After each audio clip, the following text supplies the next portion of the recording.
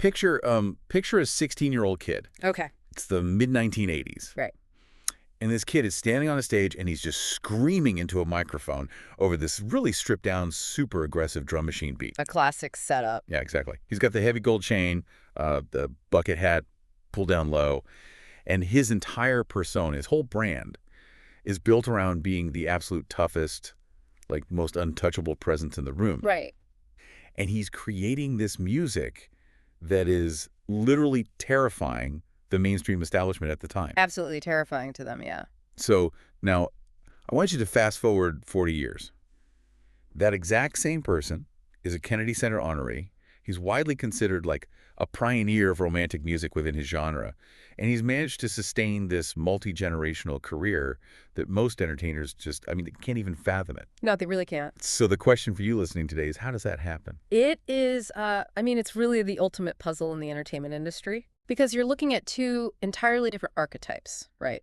And yet it's the exact same human being. Right. I mean, the survival rate for anyone who starts as a teenage provocateur in any youth-driven culture is incredibly close to zero. It's almost non-existent. Because they just burn out.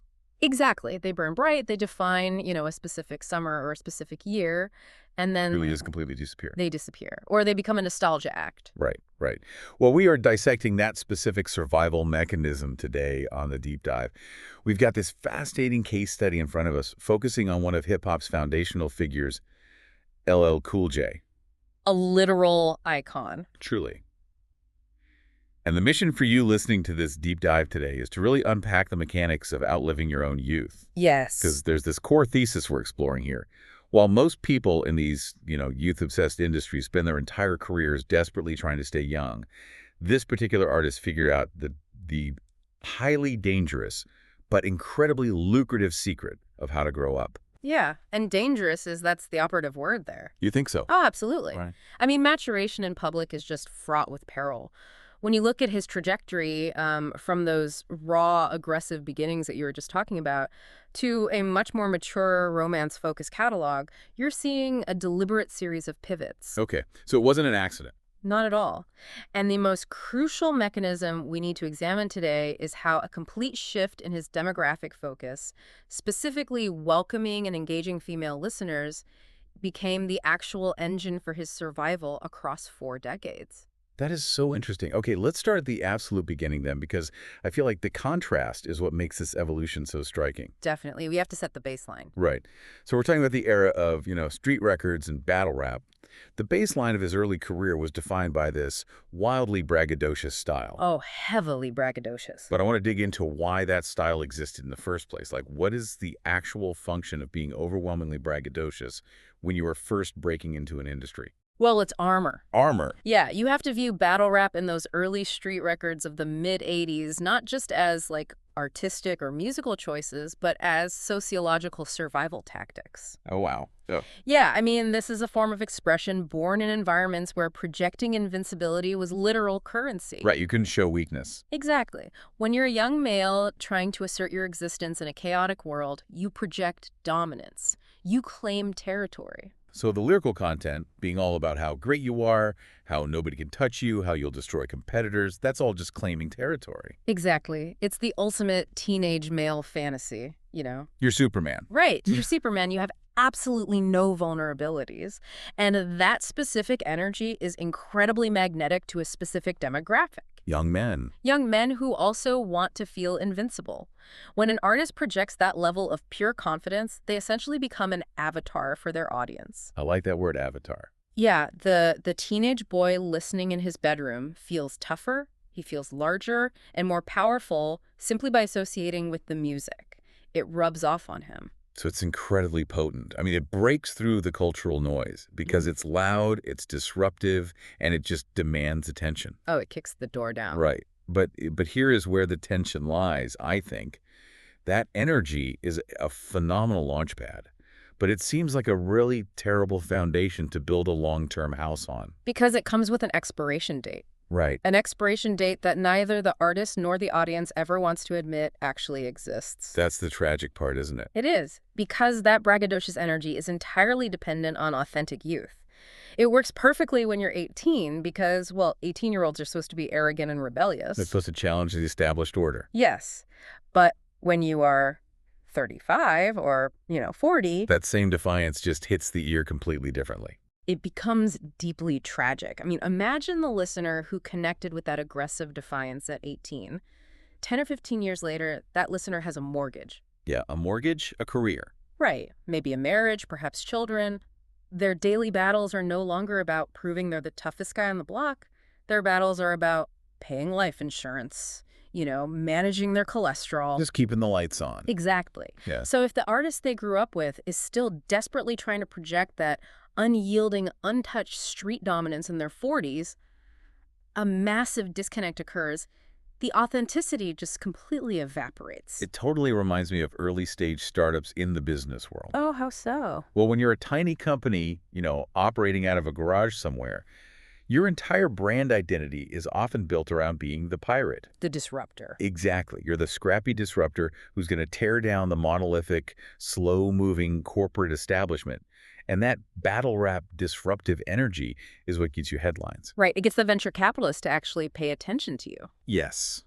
But if you succeed, you eventually become a massive corporation yourself. You literally cannot run a mature Fortune 500 company using only startup disruption tactics. No, that's the exact friction point right there.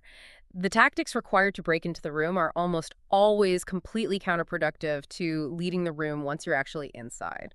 That is a great way to put it. I mean, if a CEO of a mature, publicly traded company is still acting like a rogue, rule-breaking pirate, what happens? The board of directors fires them. Exactly. They remove them. The market demands sustainability, it demands reliability and maturity. Yet the music industry and pop culture in general really often demands the exact opposite. Right. The labels, and sometimes even the fans, they want the artist to stay the pirate forever. They want that lightning safely sealed in the bottle and never changing. Which brings us perfectly to the pivot. Okay, let's get into the pivot. Because transitioning from that raw, aggressive startup phase into mature growth requires taking a calculated risk that will inevitably alienate people. There's going to be collateral damage. Always. And for our case study today, this pivot is crystallized in the release of the song I Need Love. Okay, let's contextualize this for a second for the listener. You have this artist whose entire brand is built on being the toughest gladiator in the arena. The absolute toughest. And his core audience relies on him to provide the soundtrack for their own projected toughness.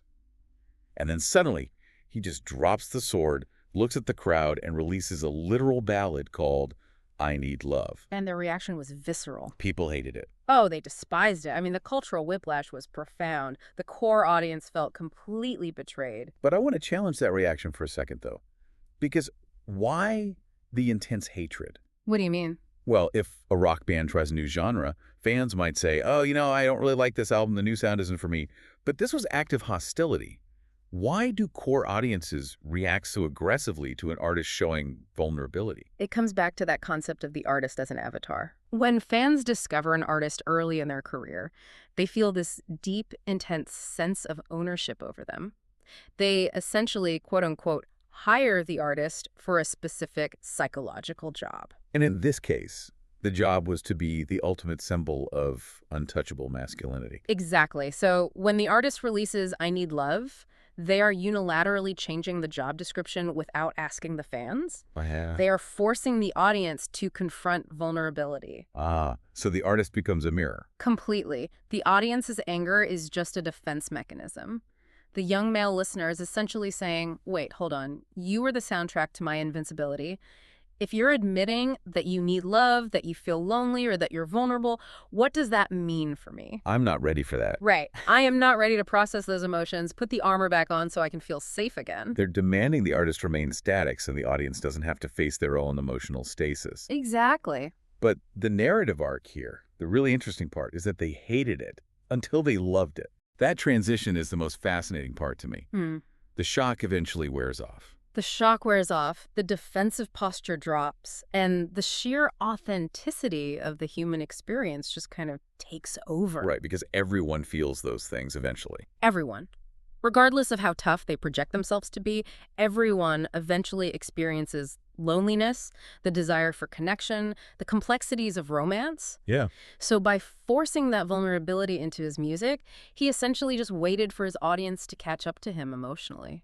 But let me push back on this idea of audience loyalty here, because we always talk about artists betraying their base when they change. Right. Is it possible that the highly vocal fans who actively hated I Need Love, the ones who refused to come along for the ride, weren't actually his true long-term audience anyway? That's a phenomenal strategic insight. We tend to view early fans as the most loyal, but often they are just the most fiercely attached to a specific era. Right, because if he had listened to the critics in his own camp, he would have completely shelved the vulnerability. He would have stayed strictly in the battle rap lane. Yeah, and maybe those specific angry fans would have bought his next album. But would they have been listening 30 years later? Probably not. I highly doubt it. Okay. Because they would have eventually aged out of the battle rap phase themselves, and he would have been left performing a caricature of his teenage self to this shrinking, aging demographic of purists. You're identifying the core mechanism of brand survival right there. Evolving inevitably means shedding a portion of your audience. You have to let the people go. You do. Not everyone who stands with you at the starting line is equipped or even willing to cross the finish line with you. And the risk taken with I Need Love wasn't simply about introducing a new sonic palette. It fundamentally altered the entire demographic composition of his fan base. This is the massive turning point. Because by introducing vulnerability and romance, he opened the door to female listeners. Yes. In a genre that, at the time, was overwhelmingly, almost exclusively male-dominated. It's honestly difficult to overstate how revolutionary this was at the time. Hip-hop, in its early developmental stages, was largely a boys' club. Right. The themes, the energy, the posturing, it was by men for men. So by actively creating music that spoke to relationship dynamics, he welcomed an entirely new, incredibly powerful demographic.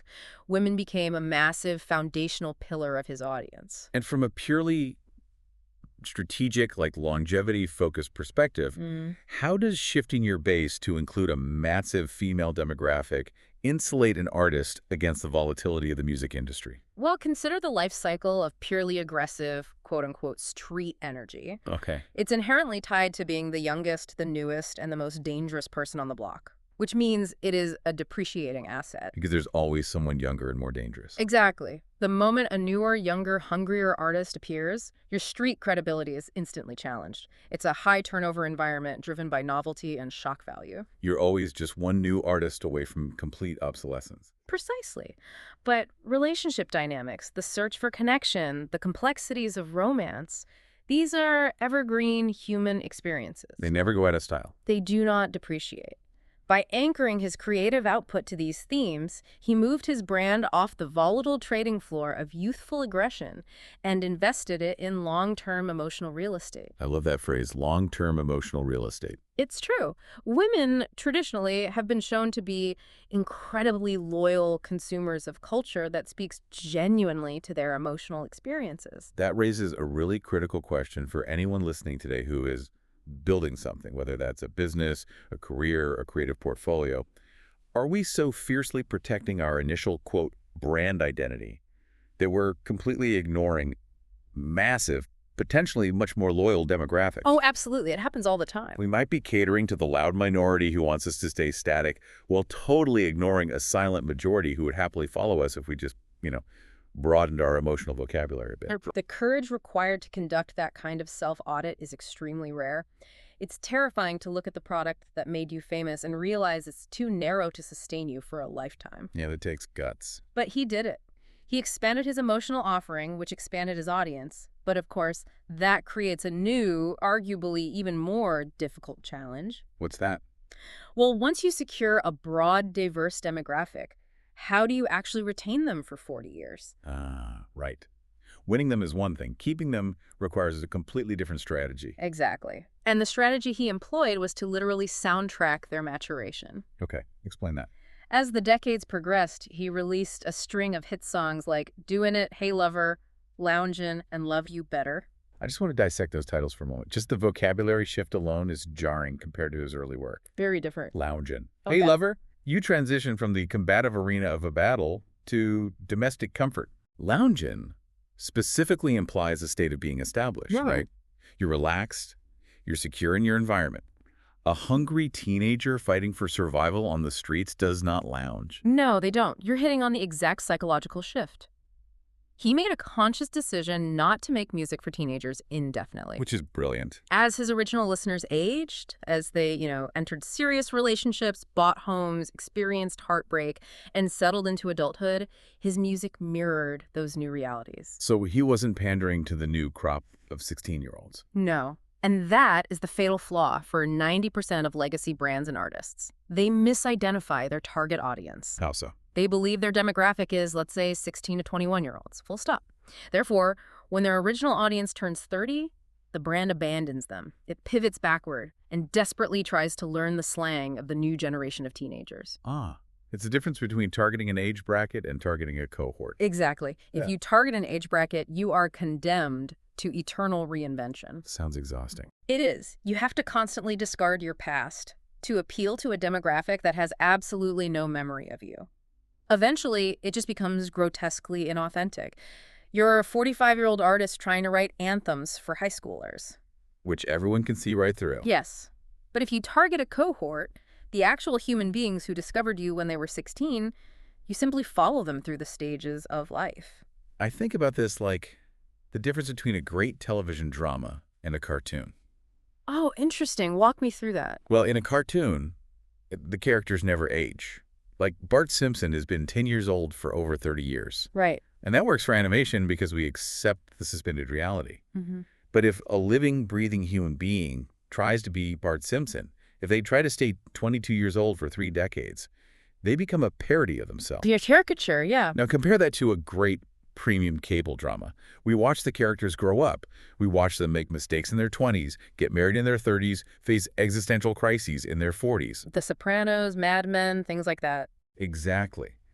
The audience's connection deepens profoundly over time because the viewer feels understood by the character at every stage of their own life. That's a perfect analogy. The television drama relies on evolution, whereas the cartoon relies on stasis. Right. The artist we are analyzing chose the path of the television drama, which really brings us to the core philosophical distinction of this entire deep dive, the difference between selling out and growing up.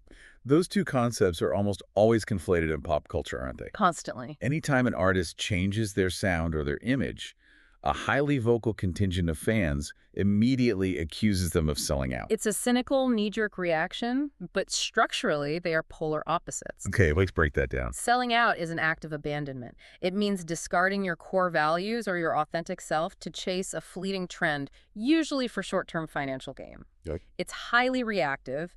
An artist sees a new sound becoming popular on social media, so they artificially mimic it, regardless of whether it actually fits their identity. Yeah. It's putting on a costume to fool a new audience. Yes. Growing up, conversely, is proactive and deeply authentic. It's the necessary evolution of your expression to match your current reality and age. Right. Moving from aggressive street anthems to tracks about lounging was not selling out because he wasn't pretending. He was authentically expressing the reality of a wealthy, successful, mature adult whose daily life was now focused on romance, stability, and lifestyle, rather than fighting for scraps on the corner. Right, because to pretend he was still on the corner would have actually been the sellout move. It would have been a complete lie. Precisely. Chasing trends is a losing game in a culture that worships youth. If you try to artificially preserve your youth forever, you inevitably become the caricature at the party. The guy trying too hard. Yeah, you become the person who doesn't realize they're 20 years older than everyone else in the room, still awkwardly trying to use the current slang. It's tragic because it strips you of your dignity. Dignity is a really interesting word to use in the context of brand strategy. But it's essential. Dignity translates directly to enduring brand equity. When an audience senses that you are comfortable in your own skin at your actual age, they trust you. Yeah, trust is huge. By choosing to mature, he maintained his dignity, which allowed him to maintain his audience. If we're to draft a syllabus for his brand growth strategy based on everything we've discussed today, it follows a brilliantly executed 3-act structure. All right, let's lay that out for the listener. Act 1 is the foundation. Act 1. Utilize early aggression, disruption, and braggadocio to break through the cultural noise. Establish an undeniable presence. You have to force people to look at you. Keep the door down, like you said earlier. Act 2 is the friction. Act 2, pivot to vulnerability. Take the massive risk of alienating the purists in order to vastly expand your demographic reach. Specifically, engage the demographics that the rest of your industry is ignoring. Broaden your emotional vocabulary. Which this case meant bringing in female listeners and talking about romance. Exactly. And Act 3 is the marathon. Act 3, consistently update the emotional maturity of your product to match the aging consumer. Soundtrack their actual adult lives rather than desperately chasing the youth market. Grow with them. It really is a masterclass in career architecture. Yeah. To synthesize this journey for you listening, whether you're an artist, an entrepreneur, or just navigating your own professional life, we have traced the evolution from a combative street-level persona to a mature, multi-generational icon. It's an incredible blueprint. The lesson here is that relevance over time is not about freezing yourself in the moment of your first major success. It is not about fiercely guarding that initial spark. Oh, not at all. It's about having the courage to let your art, your career, and your brand age as gracefully as you do. You have to view your audience, your customers, your clients, your followers, not as a static data point on a spreadsheet, but as a living, breathing, aging cohort. Yeah. If you honor their growth by mirroring it with your own authentic evolution, they will stay with you for decades. That's powerful. But I want to leave you, the listener, with a final thought to mull over, something that pushes past the boundaries of our case study today. Okay, let's hear it. We have seen the immense power of growing with your audience, of successfully transitioning from teenage rebellion to adult stability and romance. But it forces a fascinating, almost existential question. I love those. If you successfully grow up with your audience for 40 years, what happens when you finally reach a stage of life that your audience is deeply afraid to enter? Oh. We're talking about the true twilight years, right? What happens when the themes of your authentic life are no longer just about mature romance or domestic comfort, but about mortality, Right. about profound loss, physical decline, or the end of the journey? Does true authentic evolution eventually require you to guide your audience into the one phase of life they are desperately trying to avoid? That is a heavy question. If refusing to evolve in your 20s is dangerous, what does it mean to authentically face the end in your 70s? It's a challenge to every creator who plans on being around for a lifetime. Think about it. We'll see you next time on The Deep Dive.